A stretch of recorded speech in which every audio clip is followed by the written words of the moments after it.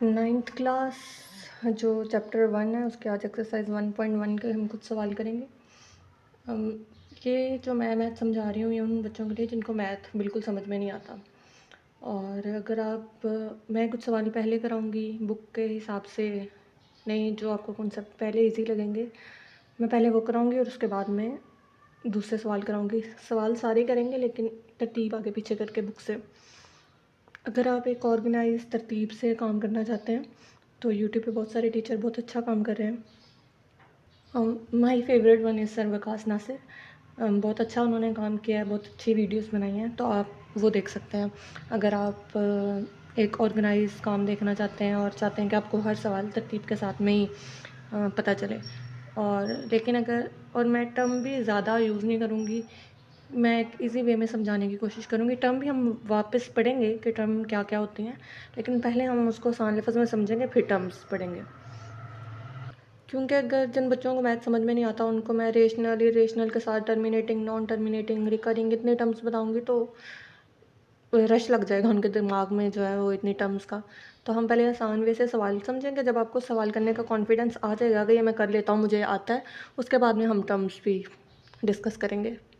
तो जो आपका पहला सवाल है वो है रेशनल नंबर और इरेशनल नंबर को अलग अलग करना, आइडेंटिफाई करना कि कौन सा रेशनल है और कौन सा इरेशनल है।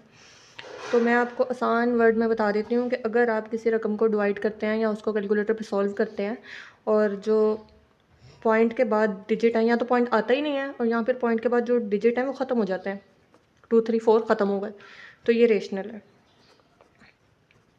और जो पॉइंट के बाद अगर सेम सेम डिजिट आते जाते हैं 3 5 3 5 3 5, तो ये भी रेशनल है, सेम सेम आते जाएँ। या फिर अभी मैंने 2 डिजिट लिखे हैं, हो सकता है कि 3 हो, 3 4 5 1 4 5 1 4 5 1, इस तरह आते जाते हैं सेम डिजिट। एक भी हो सकता है 3.42 42 42 इस तरह, या फिर 3.44 खाली। तो ये सारे जो हैं ये रेशनल नंबर हैं। दो ही तरह के रेशनल नंबर हैं, अगर पॉइंट के बाद में डिजिट ख़त्म हो जाते हैं या पॉइंट के बाद में सेम सेम डिजिट रिपीट होते जाते हैं, तो ये रेशनल हैं। बाकी सब इरेशनल हैं, ये आपने याद रखना। तो हम आपके बुक के सवाल की तरफ आते हैं। पहला सवाल है 2.353535। अब आप देखें 353535 सेम डिजिट रिपीट हो रहे हैं, तो मैंने अभी आपको ऊपर बताया कि सेम डिजिट अगर रिपीट होते जाते हैं तो इसको हम रेशनल कहते हैं। इसी तरह जो अगला सवाल है वो 0.6 के ऊपर लाइन है। लाइन का मतलब होता है कि ये 6 बार बार आता जा रहा है और चलता ही जा रहा है, बार बार बहुत दफ़ा आ रहा है। तो अगर सेम डिजिट बार बार आता जाए